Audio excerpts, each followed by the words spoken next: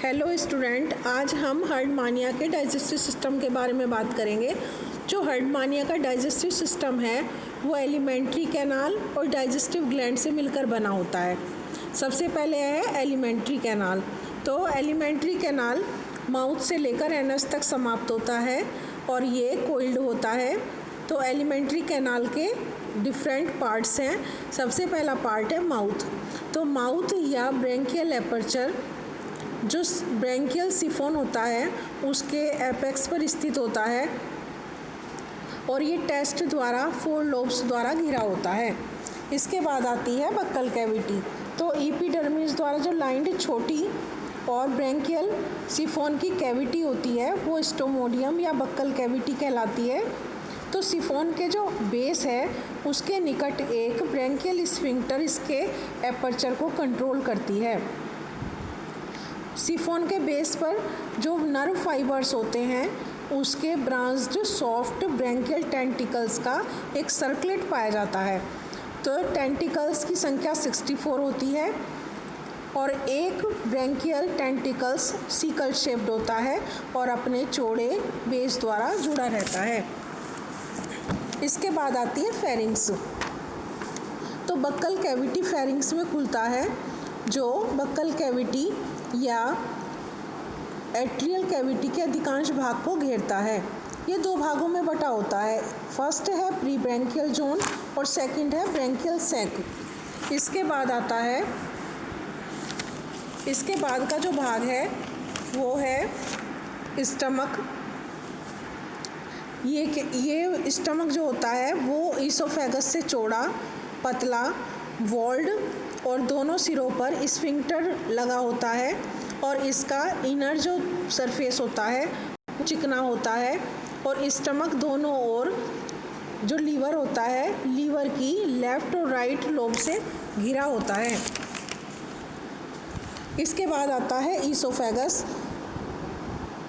तो posterior dorsally जो oesophagus होती है उसमें खुलता है और स्टमक में खुलने वाली एक छोटी कर्व्ड और मोटी वॉल होती है और इसकी कैविटी जो भोजन के लिए 4 लॉन्गिट्यूडनल सीलियरी ग्रोव में बटी होती है।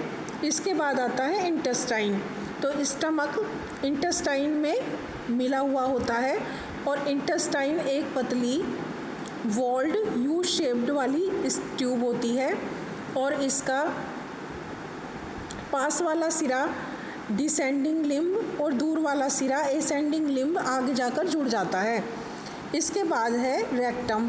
तो पीछे की ओर इंटेस्टाइन का जो लास्ट भाग है वो रेक्टम में खुलता है और ये सीलिया से कवर्ड होता है और इसमें ये बाद में जाकर एनस द्वारा खुलता है।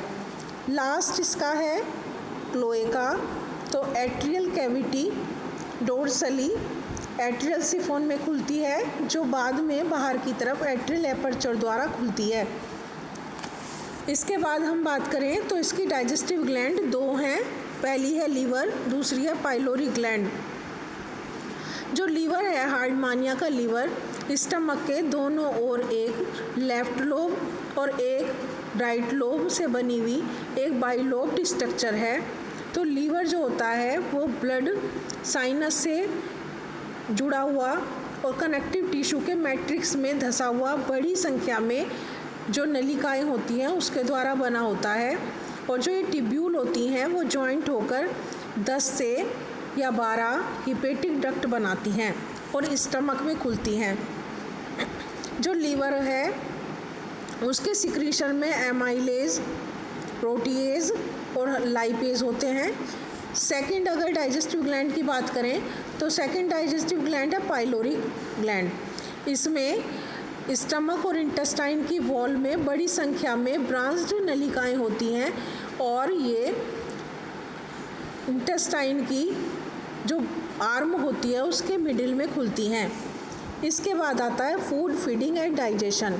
अगर हम हार्डमानिया के फूड की बात करें तो फूड हार्डमानिया का सीलियरी फीडर है, फिल्टर फीडिंग है और भोजन में शैवाल, डाइएटम्स आदि होते हैं। इसके बाद आता है फीडिंग और फूड कलेक्शन। तो तो स्टिग्मेटा को लाइंड करने वाले जो सीलिया होते हैं वो बाहर की ओर बीटिंग करते हैं और एक जल की धारा को उत्पन्न करते हैं।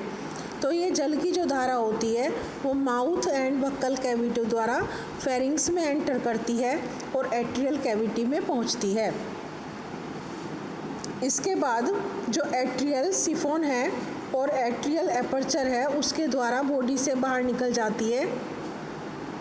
जो ब्रैंकियल टेंटिकल्स होते हैं वो एक तरह की सीव बनाकर या छलनी बनाकर बड़े पार्टिकल्स को रोकते हैं और छोटे को जो पार्टिकल्स होते हैं उनको वाटर की करंट के द्वारा फेरिंग्स में एंटर करने देते हैं। तो ये जो टेंटिकल्स होते हैं ये कीमो रिसेप्टर की भांति काम करते हैं। इसके बाद जो बड़े पार्टिकल्स होते हैं या अशुद्धियाँ होती हैं, इम्प्यूरिटीज़ होती हैं, वो माउथ के बाहर फेंक दी जाती हैं। इसके बाद जो भोजन है वो सीलियरी एक्शन के द्वारा जो खांच होती है उसमें एक कॉर्ड के रूप में पीछे की ओर धकेल दिया जाता है और लिप्स की सहायता से ईसोफेगस में चला जाता है। तो जो ईसोफेगस होती है उससे भोजन स्टमक में पहुंचता है। अब लास्ट आता है इसका डाइजेशन। तो स्टमक में जो भोजन होता है वो लीवर सिक्रीशन में प्रेजेंट एंजाइम्स द्वारा पचाया जाता है। जो एमाइलेज है वो स्टार्च को माल्टोज में हाइड्रोलिसिस करता है। जो प्रोटीएज होता है वो प्रोटीन को तोड़ता है और लाइपेज जो है फैट्स पर काम करता है। जो इंटेस्टाइन है उसमें भोजन या पाचन डाइजेशन कंप्लीट होकर पचा हुआ जो भोजन होता है वो तो एब्जॉर्ब हो जाता है और बिना पचा हुआ जो भोजन है वो रेक्टम में चला जाता है और फीकल कोड के द्वारा बाहर निकाल दिया जाता है।